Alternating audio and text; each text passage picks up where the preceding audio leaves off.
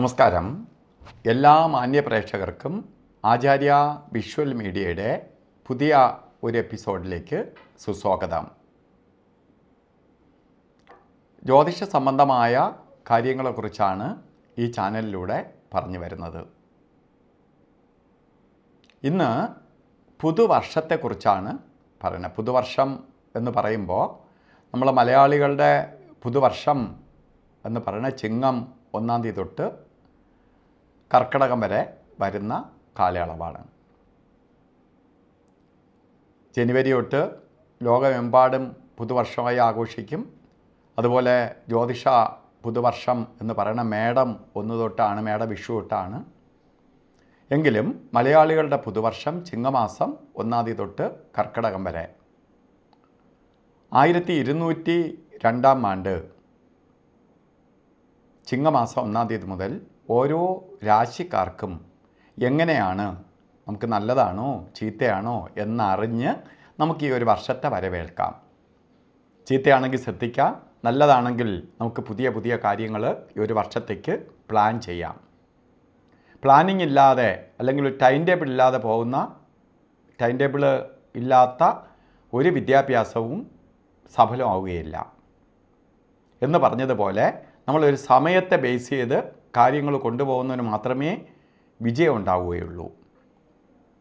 ഇന്ന് ഓരോ രാശിക്കാരുടെ ഈ ഒരു വർഷം എങ്ങനെയാണെന്ന് പറയാം. വൃശ്ചിക രാശിക്കാരുടെ പുതുവർഷം എങ്ങനെയാണെന്ന് നോക്കാം. വൃശ്ചികം രാശി പെടുന്ന നക്ഷത്രങ്ങൾ വിശാഖ നക്ഷത്രത്തിൻ്റെ അവസാനത്തെ 15 നാഴിക, അനിഴം, തൃക്കേട്ട, ഈ 2.25 നക്ഷത്രങ്ങൾ ആണ് ഒരു രാശി. അപ്പോൾ വൃശ്ചിക രാശിയിൽ ഉള്ളവർക്ക് പുതുവർഷത്തെ ചിന്തിക്കുമ്പോൾ വളരെ സന്തോഷപ്രദമായ ഒരു വർഷമാണ് എന്ന് തന്നെ പറയാം. നിങ്ങൾക്ക് കഴിഞ്ഞ പീരീഡുകൾ അത്ര നല്ലതല്ലായിരുന്നു.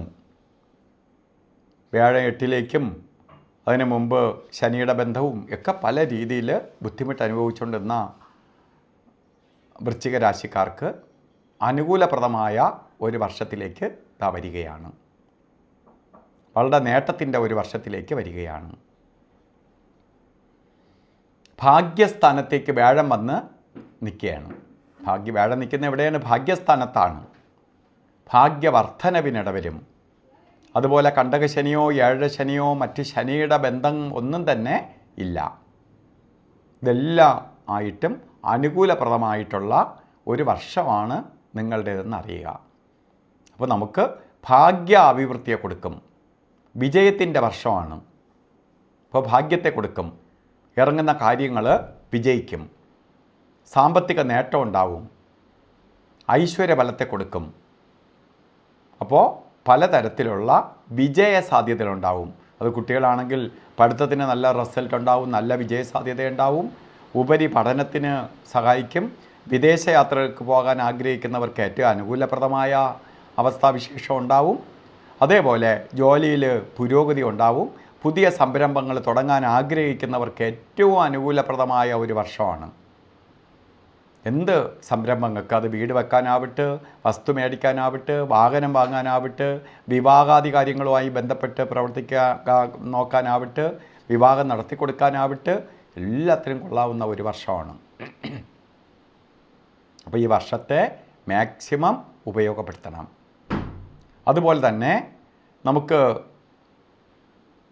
ഈ ചാനൽ സബ്സ്ക്രൈബ് ചെയ്തിട്ടില്ലെങ്കിൽ സബ്സ്ക്രൈബ് ചെയ്യുക, ബെൽ ബട്ടണും കൂടി അമർത്തുക. കാരണം നമ്മൾ പ്രോഗ്രാം മാത്രമല്ല, ലൈവ് പ്രോഗ്രാം ചെയ്യുന്നുണ്ട്. ലൈവ് പ്രോഗ്രാം ചെയ്യുക എന്ന് പറഞ്ഞാൽ നിങ്ങൾക്ക് 1 മണിക്കൂർ സമയം നമ്മളുമായി സമ്പാദിക്കാം. അല്ലെങ്കിൽ നിങ്ങൾക്ക് ചോദ്യങ്ങൾ ചോദിച്ച് കാര്യങ്ങൾ മനസ്സിലാക്കാം. ഈ സമയത്ത് പലപ്പോഴും നമ്മൾ ബെൽ ബട്ടൺ അമർത്തിയില്ലെങ്കിൽ നേരത്തെ തന്നെ നിങ്ങൾക്ക് കാര്യങ്ങൾ അറിയാൻ പറ്റാതെ വരികയും അപ്പോൾ നമുക്ക് ഈ ലൈവിൽ പങ്കെടുക്കാൻ സാധിക്കാതെ വരികയും ചെയ്യും. പങ്കെടുത്താൽ തന്നെ നമ്മൾ വൈകിപ്പോവും. അതുകൊണ്ടാണ് ആ ബെൽ ബട്ടൺ കൂടി അമർത്താൻ പറയണേ. അതുപോലെ തന്നെ ഈ ചാനൽ മറ്റുള്ളവർക്കും കൂടി ഷെയർ ചെയ്ത് കൊടുക്കുക. അപ്പോൾ ഒരു നല്ല സമയം വരുന്നു, ഒരു നല്ലത് വരുന്നു അല്ലെങ്കിൽ ഒരു ചീത്ത വരുന്നു എന്ന് പറഞ്ഞാൽ നമുക്ക് മറ്റുള്ളവരിൽ ഷെയർ ചെയ്താൽ അവരും ആ നക്ഷത്രത്തിൽ പെടുന്നവരാണെങ്കിൽ അവർക്ക് ശ്രദ്ധിക്കാൻ പറ്റും. നല്ലതാണെങ്കിൽ അവർക്കത് പ്രവർത്തിച്ച് നല്ലത് നേടിയെടുക്കാൻ പറ്റും. ഓരോ ദിവസവും നമുക്ക് നഷ്ടപ്പെട്ടു പോകും. അതുകൊണ്ടാണ് ഞാൻ നേരത്തെ തന്നെ ഈ പ്രോഗ്രാം നിങ്ങളിലേക്ക് എത്തിക്കണേ, ചിങ്ങം ആവുന്നതിന് മുമ്പേ തന്നെ. അപ്പോൾ എല്ലാവർക്കും നല്ലത് വരട്ടെ എന്ന് പ്രാർത്ഥിച്ചുകൊണ്ട് നിർത്തുന്നു. നന്ദി, നമസ്കാരം.